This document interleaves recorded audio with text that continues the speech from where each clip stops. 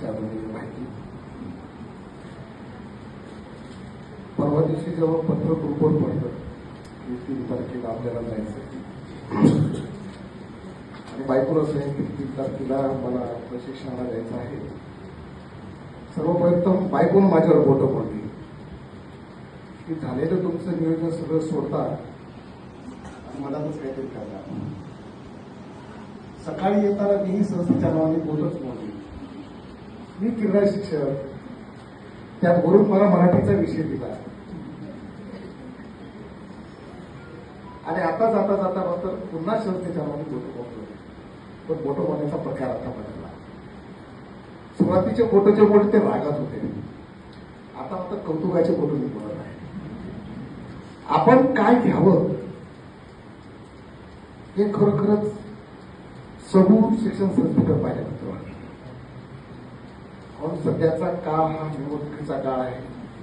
इतर संस्थेचे लोक तुम्हाला काय लावतात करायला आणि काय घ्यायला लावतात हे मी नव्यानं सांगण्यासारखं नाही. पण समूह शिक्षण संस्था सातत्याने आपला विद्यार्थी भविष्यातला भारताला विकसनशील देशाला विकसित देशाकडे कसा नेईल यासाठीचा जो सातत्यानं प्रयत्न करत असतात त्याचा खूप मला अभिमान वाटतो.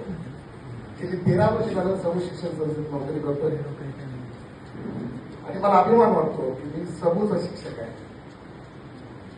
समूहच्या प्रांगणात जेव्हा जेव्हा मी शिक्षक म्हणून जातो तेव्हा तेव्हा अतिशय जबाबदारीपूर्वक होतो. मी शिक्षक म्हणून जात नाही तर एक पालक म्हणून जात असतो. विद्यार्थ्यांचे पालक जेव्हा शिक्षक होतात ना तेव्हा अशा कार्यशाळा कमी घ्याव्या लागतात. माझी सर्व शिक्षकांना विनंती असेल की आजच्या या कार्यशाळेतून आपण इथून शिक्षक होऊन न जाता एक पालक म्हणून बाहेर पडावं. कारण पालकाला आपल्या पाल्यांची खूप काळजी असते, चिंता असते आणि त्याला द्यायचं पडतं. भविष्यात या जगात तो वावरत असताना एक सक्षम विद्यार्थी, एक कृतीशील विद्यार्थी, इतरांना देणारा विद्यार्थी निर्माण झाला पाहिजे असं मला वाटतं. आपण सातत्यानं शिक्षकांना दुय्यम दर्जा देऊन सर विद्यार्थ्यांना प्रथम दर्जा देत असतो आणि विद्यार्थी हा आपला केंद्रबिंदू आहे हे तुम्ही सतत आम्हाला जाणून करून देता, आम्हाला आठवण करून देता.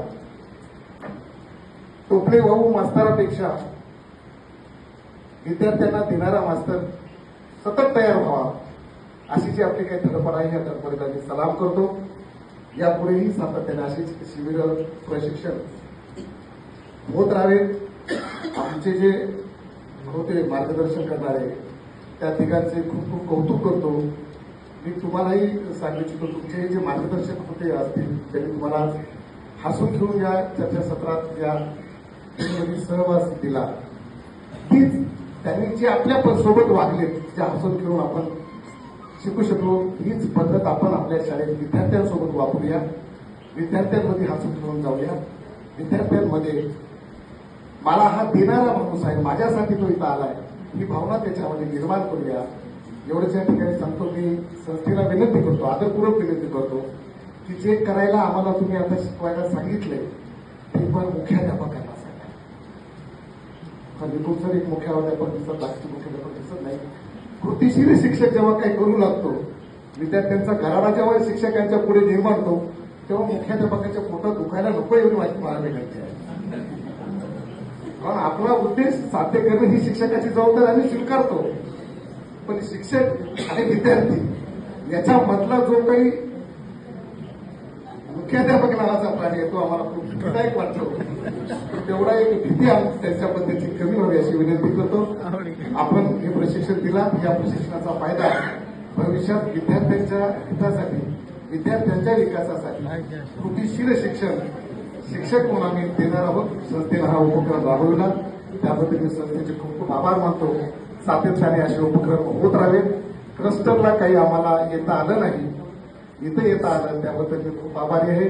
मराठी विषयाचा शिक्षक असल्या कारणाने आणि 1 मेला महाराष्ट्र दिन झाला या कारणाने मला या दिवसाचा या चर्चासत्राचा खूप आनंद होतोय की मराठी शिक्षकाचा मराठीला 1 मेच्या नंतर लगेच हा कार्यक्रम घ्यावा. मराठीतून विद्यार्थ्यांना कसं शिकवावं, आईची मराठी भाषा माझ्यापर्यंत पोहोचली, पुस्तकातली मराठी भाषा माझ्या विद्यार्थ्यांपर्यंत पोहोचवली त्याचा सातत्याने प्रयत्न करण्याची ग्वाही देतो. मला बोलण्याची संधी दिली त्याबद्दल आपले आभार मानतो. धन्यवाद.